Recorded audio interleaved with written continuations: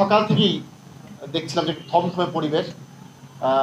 বাইরে পুরোটাই পুলিশ, তারপরে অন্যান্য যে আইন শৃঙ্খলা রক্ষাকারী বাহিনী তাদের একেবারেই নিয়ন্ত্রণের মধ্যেই ছিল। সকাল থেকে বলা যায় যে সময়ে সকাল 10টা যখন বাজে আমরা তখন প্রথম শুনতে পাই শহীদ মিনারে কিছু ছাত্র জনতা জড়ো হওয়ার চেষ্টা করেছিল এবং তখন সেখানে পুলিশ তাদেরকে ধাওয়া দেয়, বেশ কয়েকজন সেখানে আহত হয়।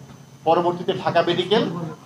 এভাবেই সকাল 10টা থেকে 10:30টার মধ্যেই কিন্তু আমরা শুনতে পাই যে ঢাকা শহরের বিভিন্ন পয়েন্টে পয়েন্টে ছাত্র জনতা নেমে এসেছে এবং তার কিছুক্ষণ পরে আমরা সম্ভবত সময়টা যদি এখন এক্সাক্ট বলতে না পারি, 11টার সময় আমরা শুনতে পাই জাতির উদ্দেশ্যে ভাষণ দেবেন সেনাপ্রধান।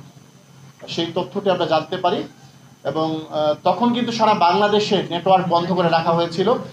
তো সেই সময় আমাদেরকে সেনাপ্রধানের ভাষণ 11টা থেকে জানানো হয় যে সেনাপ্রধান ভাষণ দেবেন এবং সেটি ভাষণ দেবেন হচ্ছে 1টার দিকে। পরবর্তীতে যদিও সেটি পিছিয়ে 2:30টায় চলে যায় এবং যখনই তাদের কাছ থেকে আইএসপি থেকে ফোনটি আসে যে সেনাপ্রধান 1টায় ভাষণ দেবেন, তখন সাথে সাথে এটি বলা হয় যে সবাই প্রত্যেকটি প্রতিষ্ঠান যেন আমরা যে সরাসরি সম্প্রচার করি যে মেশিনের মাধ্যমে, সেই মেশিনটি যেন সবাই দিয়ে যায়, সেই তথ্যটি আমাদেরকে জানানো হয়।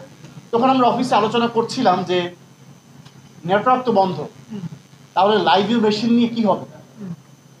এই আলোচনার মধ্যে আমরা বুঝতে পারি যে আসলে সম্ভবত কিছু একটা হতে যাচ্ছে এবং নেটওয়ার্ক হয়তো তার আগেই সচল করে দেওয়া হবে। এবং আমরা কিছুক্ষণ পরে দেখি যে প্রধানমন্ত্রী, তৎকালীন প্রধানমন্ত্রী স্বৈরাচার শেখ হাসিনা দেশ ছেড়ে পালিয়ে যান এবং আমরা এর আগে যে গণমাধ্যমের ভূমিকা